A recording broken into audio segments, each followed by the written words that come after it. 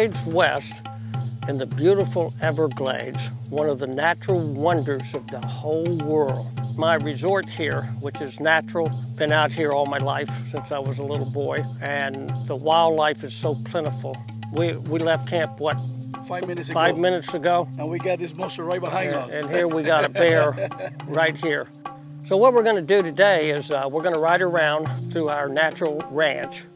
And this ranch borders the Big Cypress Preserve. And then we border the Seminole Indians' west boundary is our east boundary for 6 miles. The most beautiful thing about the Big Cypress Preserve, and especially this property, is the whole headwaters of the Kissimmee Billy, which is a very famous strand of cypress trees.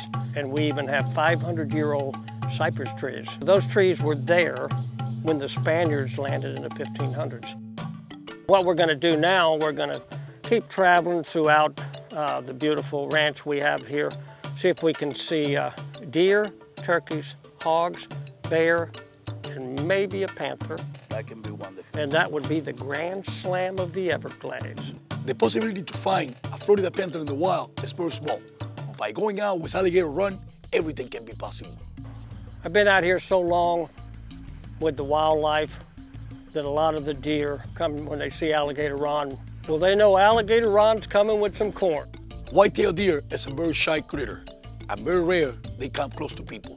Over here is different, because Alligator Run take good care of them. The Osceola turkey is only in South Florida. We were able to film that because those 2 hens with this year's chicks, they won't leave them, okay, until they can fly.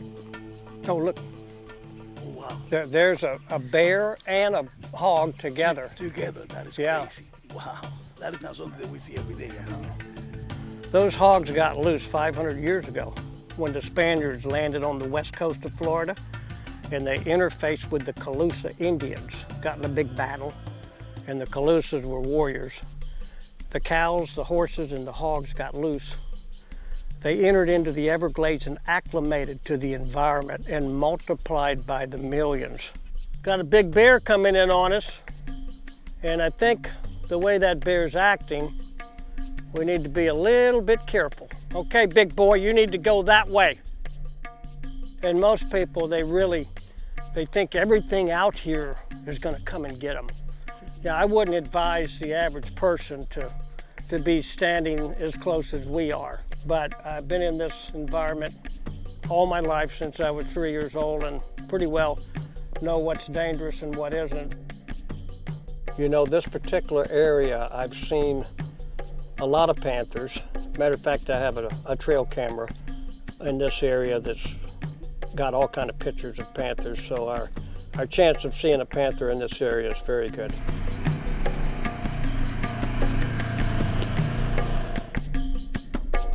Can you talk to me a little bit about the Everglades restoration? Everglades restoration is the largest restoration in the history of the world. The Everglades, starting back in the late 40s, our forefathers drew a line in order to give flood protection. And outside of the levees drained for people to live, and inside the levees to be preserved forever. But when they did that, they compartmentalized the system with multiple levees, which stopped the natural sheet flow from Lake Okeechobee all the way to Florida Bay.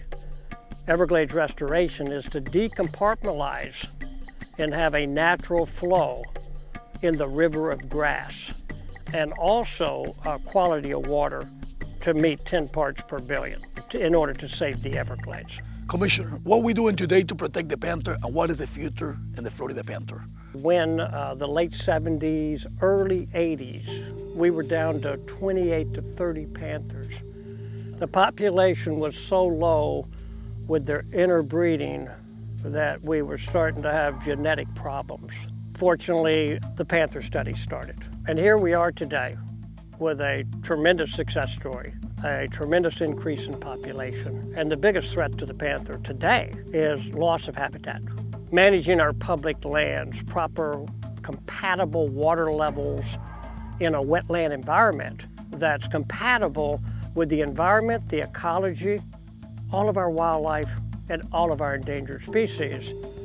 And the other threat is the collision with cars. We average about 25 deaths a year.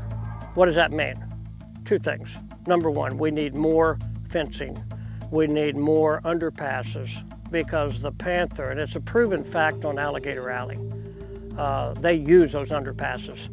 We've had very little interconnection between vehicles and Panthers on Alligator Alley because it was constructed properly, proper fencing, proper underpasses.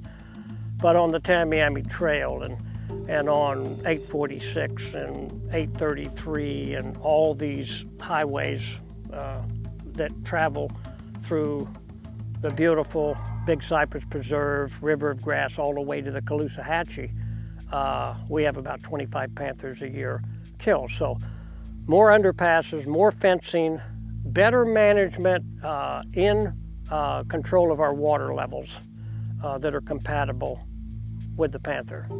And I think the Panther will live on for many years to come, and I think the population still has room to expand, and it's a great success story, and I'm very honored to be involved as a commissioner with the Panther. And matter of fact, just about 60 days ago, I was very honored to release one back into the wild that was injured May of last year with a broken leg, and it was rehabilitated and turned loose on my beautiful natural ranch out here in the beautiful Everglades. So we're heading in a very good direction here, and we have to keep going in that direction.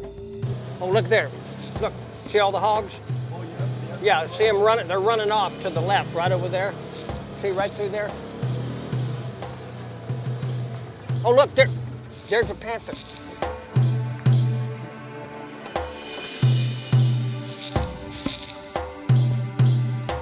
Oh my God, I can't believe this. Commissioner Alligator Run got the Panther filming with his own camera. This is unbelievable. Absolutely gorgeous. And I'm filming a Florida Panther, an endangered species, one of the most beautiful, beautiful animals just sitting right there. Very, very beautiful. Boy, what a rare, rare thing to film a Panther. They're so elusive, and they just sitting right there. Boy, absolutely beautiful to film a Florida Panther, one of the most endangered species on the planet. Absolutely unbelievable. I am very honored to protect the wildlife and the beautiful Everglades, one of the natural wonders of the world. And I hope one day into the future, our young generations can enjoy the grand slam of the Everglades, the Big Five that we've experienced in the last 2 days. And long live the Everglades and the wildlife that lives in the beautiful Everglades, one of the natural wonders of the whole world.